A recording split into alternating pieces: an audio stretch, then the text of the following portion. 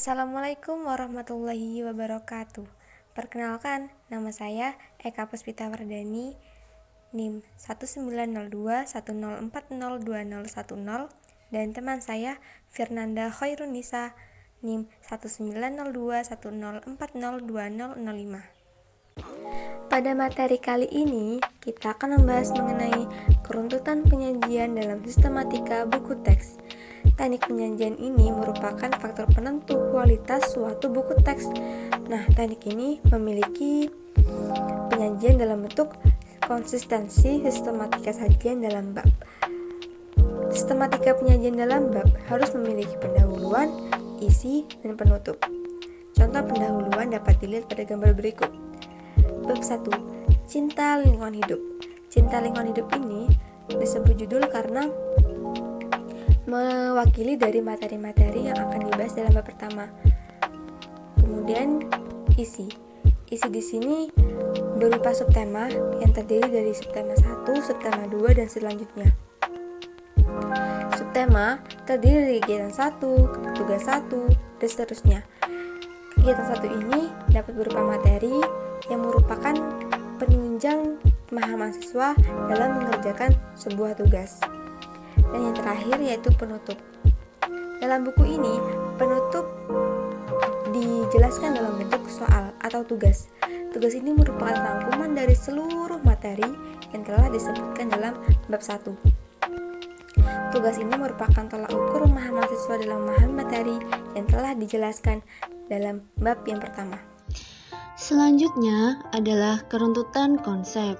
Pada sub-indikator keruntutan konsep penyajian dari buku teks berdasarkan telaah kelayakan dalam buku, yaitu berpola pikir deduktif.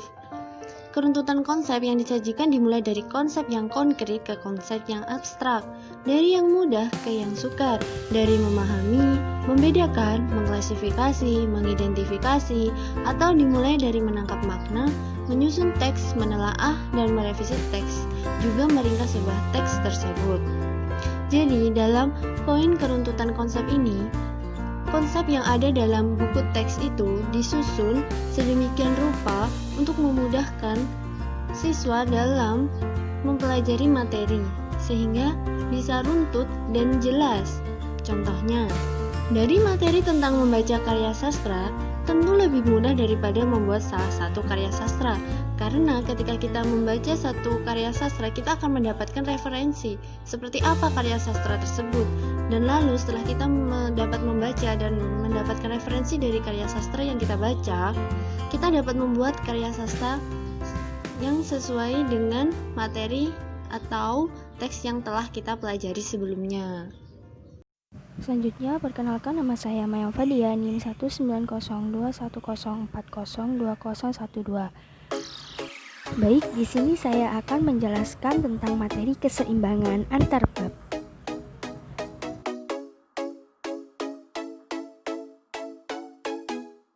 Baik, pada materi keseimbangan antar bab, penyajian informasi menekankan pada antar bab yang seimbang dengan KD yang ingin dicapai. Berikut contoh keseimbangan antar bab pada buku Mahir Berbahasa Indonesia SMP atau MTS kelas 7 kurikulum 2013 terbitan Erlangga. Keseimbangan antar bab dapat dilihat dari jumlah halamannya. Pada buku Mahir Berbahasa Indonesia SMP atau MTS kelas 7 kurikulum 2013, pada bab 1 terdiri atas 22 halaman. Bab 3, 4, 5, dan 7 jumlah halamannya sama, yaitu 20 halaman. Sedangkan bab 2 dan 8 terdiri atas 16 halaman. Namun, untuk bab 9 dan 10 terdiri atas 28 dan 32 halaman. Mengapa demikian? Karena pada bab tersebut menyajikan materi tentang cerita pendek yang tentunya memuat jumlah halaman yang lebih banyak. Jadi, pada halaman buku Mahir Berbahasa Indonesia ini, keseimbangan antar babnya dapat dikatakan layak dan juga proporsional. Baik, materi selanjutnya akan disampaikan oleh teman saya. Yang selanjutnya adalah kelengkapan penyajian dan kelayakan isi dalam sistematika buku teks. Sebelumnya, perkenalkan nama saya Rismita Faiza, NIM 190 210 402 027. Dalam kelengkapan penyajian dan kelayakan isi dalam sistematika buku teks, ada beberapa hal yang harus diperhatikan dalam penyajian materi ajar dalam buku teks. Karena hal tersebut juga menjadi penentu dalam keberhasilan kegiatan belajar mengajar. Dengan demikian, akan kami bahas beberapa kelengkapan penyajian dan kelayakan isi dalam buku teks. Yang pertama adalah organisasi penyajian umum. Untuk menjadikan satu kesatuan yang utuh, buku hendaknya disusun dengan struktur yang rapi dan urut, agar menjadi buku yang layak baca. Ada beberapa penyajian umum dalam buku, antara lain, yang pertama adalah cover. Cover atau sampul merupakan pelindung buku paling depan dan belakang yang digunakan untuk judul buku dan gambar pendukungnya. Menurut tata letaknya, cover dibagi menjadi beberapa bagian. Yang pertama adalah cover depan. Cover depan adalah cover yang terletak paling depan yang dilingkari warna hijau, berisi judul dan juga gambar. Yang kedua adalah cover belakang. Cover belakang adalah cover yang terletak di bagian paling belakang buku, yang dilingkari warna merah. Kemudian, yang ketiga adalah punggung buku. Punggung buku biasanya terletak pada samping di antara cover depan dan belakang, dan juga sering ditemui dalam buku paket. Sampul yang dilingkari warna kuning adalah punggung buku. Kemudian yang selanjutnya ada endorsement. Endorsement adalah kalimat pendukung yang diberikan pembaca awal dan ditulis di cover belakang, yang gunanya sebagai penguat dan daya pikat pembeli atau pembaca. Nah, selanjutnya ada lidah cover. Bagian ini tidak terlalu sering ditemui. Lidah cover umumnya berisi foto dan riwayat hidup penulis atau ringkasan sebuah buku yang biasanya juga disebut dengan telinga buku atau jaket buku. Dan selanjutnya, halaman preliminaris merupakan halaman pendahuluan yang diletakkan di awal sebelum isi buku. Halaman ini terdiri atas halaman judul, subjudul, penulis, penerjemah, dan penerbit. Biasanya juga ada dalam buku yang disebut dengan kulit ari. Halaman kulit ari adalah halaman yang berisi judul buku yang diisi dengan halaman kosong di belakangnya. Selanjutnya, hak cipta atau catatan hak cipta atau copyright merupakan yang memuat judul buku, penulis, penerjemah, pemilik hak cipta, hingga tim publikasi lengkap ditulis dalam catatan hak cipta. Ini biasanya terdapat di halaman-halaman awal buku. Kemudian ada halaman tambahan.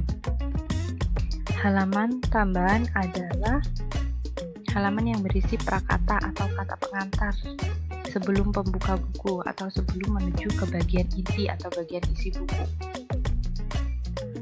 Selanjutnya ada daftar isi. Daftar isi adalah urutan judul pada tiap bab beserta halaman yang terdapat pada sebuah buku. Selanjutnya ada isi. Isi adalah bagian inti daripada buku yang memuat materi-materi yang diajarkan kepada murid oleh guru.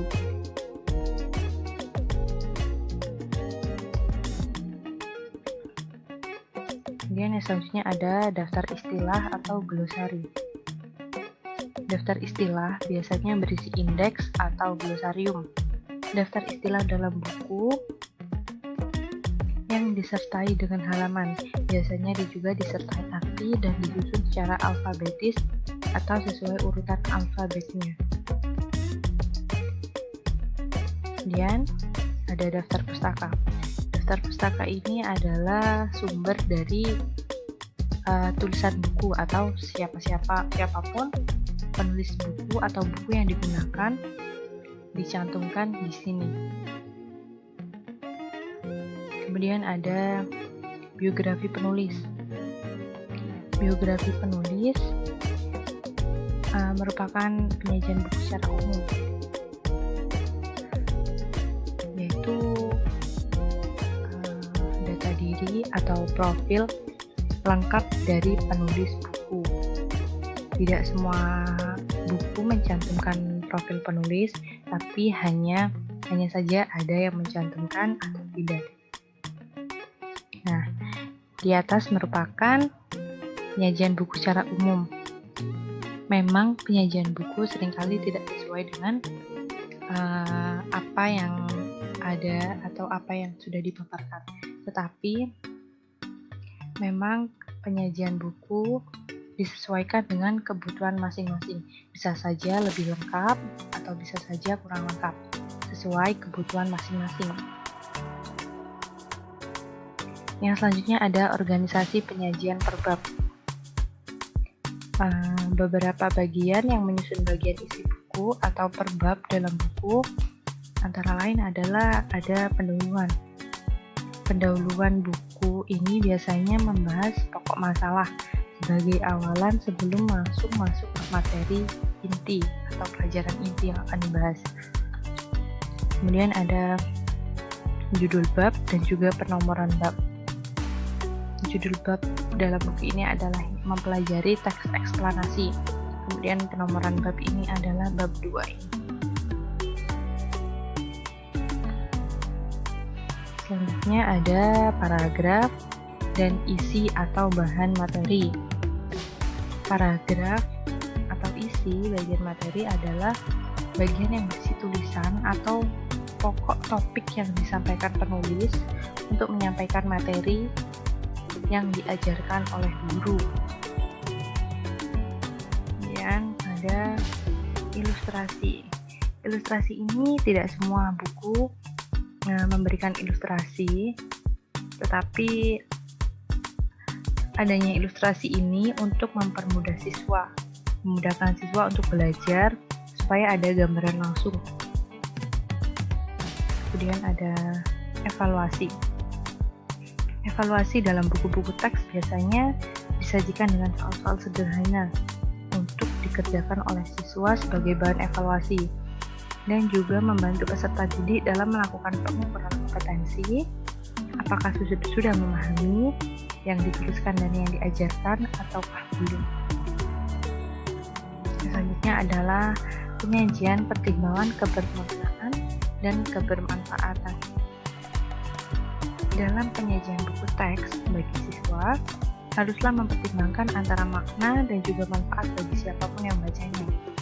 Buku teks yang bermanfaat bagi pembaca akan memberi dorongan kita untuk terus membaca dan mendapatkan manfaat. Ketika siapapun yang mempelajarinya akan dapat menangkap pesan dan makna dalam buku tersebut. Buku teks juga harus mengandung aspek motivasi, sehingga peserta didik tidak harus belajar dengan dipaksa oleh guru, tetapi sesuai dengan keinginannya sendiri. Buku teks juga harus menjelaskan yang benar atau yang sesuai, sehingga tidak ada lagi kebingungan murid untuk memastikan atau mengetahui mana yang benar dan mana yang salah.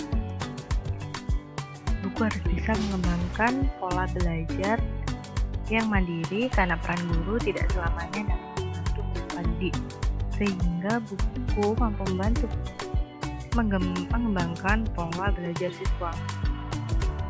Dalam buku teks ajar kelas 11 SMA ini disajikan berbagai macam bacaan yang membahas materi. Seperti contoh di sini ada teks bacaan 4 tips agar tidak iri kepada orang lain. Nah, dengan membaca buku teks tersebut, peserta didik akan dapat mengembangkan kemampuan membacanya dan kemudian juga akan mendapatkan makna dan dapat mengambil manfaatnya. Nah, dengan baca bacaan ini, murid akan mendapatkan tips agar mereka tidak mudah iri dengan orang lain agar bisa percaya diri dan percaya dengan kelebihan masing-masing. Bacaan ini akan sangat berguna untuk kehidupan peserta didik ke depannya pasti. Kemudian yang selanjutnya adalah melibatkan siswa secara aktif. Dalam Peraturan Pemerintah Nomor 19 Tahun 2005 tentang Standar Nasional Pendidikan, dalam pasal 19 ayat 1 yang mengamanatkan bahwa proses pembelajaran pada satuan pendidikan diselenggarakan secara interaktif, inspiratif, menyenangkan, menantang, dan memotivasi peserta didik untuk berpartisipasi aktif, serta memberikan ruang yang cukup bagi prakarsa, kreativitas, dan kemandirian sesuai dengan bakat, minat, dan perkembangan fisik serta psikologis peserta didik. Keadaan aktif juga harus menguasai apa yang diajarkan dalam proses pendidikan atau proses pembelajaran. Kreativitas bisa dilihat dari kemampuannya dalam mengajukan pertanyaan dan menjawab pertanyaan.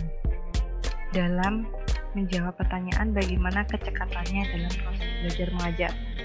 Nah, dalam proses pembelajaran ini, siswa juga harus diberikan suasana yang menyenangkan. Suasana belajar harus membuat siswa tenang agar mampu menikmati proses pembelajaran dan dapat memusatkan perhatiannya secara penuh pada belajar, sehingga perhatiannya tinggi dan dapat meningkatkan hasil belajar. Nah, salah satu soal dalam buku teks ini dapat mengasah kemampuan siswa dalam menjawab pertanyaan, meningkatkan kemampuannya dalam berbicara dan menyimak, dan latihan ini juga akan melibatkan siswa dalam kegiatan belajar mengajar. Dengan adanya bacaan, kemudian memberi tugas, siswa akan aktif dalam bertanya, karena siswa berpikir masih ada kekurangan yang dia tidak pahami sehingga dia mau bertanya, dan dia juga akan mampu menjawab ini, sehingga siswa akan secara aktif mengikuti pelajaran dan akan mendapatkan hasil yang sesuai dengan apa yang diinginkannya. Cukup sekian penjelasan. Yang selanjutnya akan dibahas oleh Alifia Hilda Rahmi. Oke teman-teman, sekarang saya akan melanjutkan mengenai kelengkapan penyajian dan kelayakan isi dalam sistematika buku teks dengan saya, Alifia Hilda Rahmi, NIM 190 210 42 032. Nah, di poin selanjutnya itu ada pengembangan proses pembentukan pengetahuan. Seperti yang kita lihat sama-sama, buku teks berkaitan dengan kelayakan untuk dapat mengembangkan proses pembentukan pengetahuan adalah bagaimana adanya buku teks dapat membentuk pengetahuan baru atau pengetahuan yang telah ada untuk menjadi lebih kompleks. Pembentukan pengetahuan itu dapat dilakukan dengan berbagai cara, dengan berbagai tahapan. Adanya tahap pendefinisian. Nah, kita lihat sama-sama. Di dalam buku teks kelas 8 SMP, bagaimana penyusunan prosedur, kita melihat ini adanya pembentukan pengetahuan yang baru atau pengetahuan yang sudah ada sebelumnya mengenai teks prosedur. Siswa sudah mengetahui bagaimana kiat, tips, resep, cara jitu, dan sebutan lainnya. Maka di pembelajaran atau di buku teks ini kita menyebutnya dengan istilah prosedur. Nah, ini merupakan bagian dari pengembangan pengetahuan dan proses pembentukan pengetahuan seperti itu. Kemudian yang selanjutnya ada variasi dalam cara penyampaian. Nah, variasi dalam cara penyampaian ini bertujuan untuk meningkatkan motivasi belajar siswa variasi dalam cara penyampaian itu dapat berupa adanya uraian tentang hal-hal yang akan dicapai dan harus dicapai, dan penguapan pemahaman konsep yang ada di dalam buku teks. Nah, di dalam buku teks ini, kelas 8 Bahasa Indonesia untuk SMP, ini merupakan variasi dalam penyampaian. Ini yang merupakan variasi, karena di sini ada peta konsep. Bagaimana dan cara untuk menguatkan hal-hal yang akan dicapai dalam penyusunan prosedur. Ini ada mengonstruksi informasi dalam teks prosedur, merancang pernyataan umum dan tahapan-tahapan, menganalisis struktur dan kebahasaan teks prosedur, serta mengembangkan teks prosedur. Nah, ini merupakan salah satu bentuk variasi dalam cara penyampaian. Selanjutnya, ada meningkatkan kualitas pembelajaran.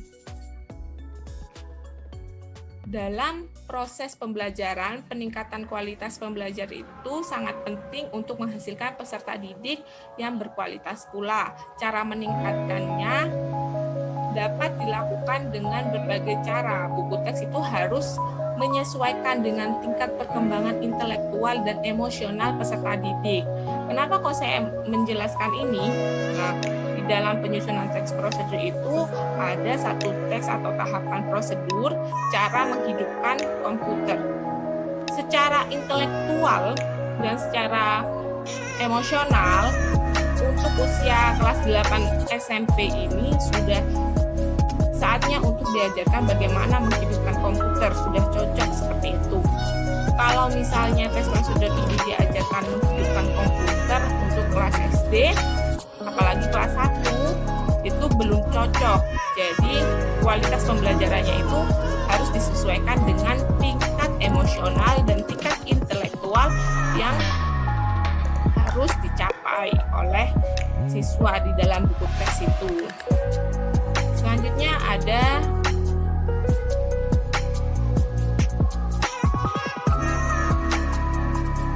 terakhir, memperhatikan kode etik dan hak cipta.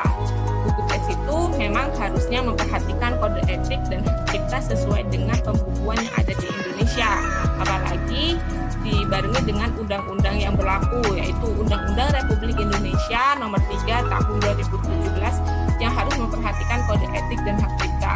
Kita bisa lihat sama-sama di situ ada dan tertulis hak ciptanya pada buku teks kelas 8 SMP dalam pelajaran bahasa Indonesia. Nah, ini bagaimana dengan kode etik? Menurut saya, selama buku teks ini sudah diterbitkan, maka buku teks ini sudah memenuhi kode etik yang berlaku. Seperti itu. Bagaimana dengan materinya, bagaimana dengan penugasan di dalam buku teks tersebut, dan cara penyampaian buku teks itu. Gimana nih pemaparannya? Sudah cukup jelas kan?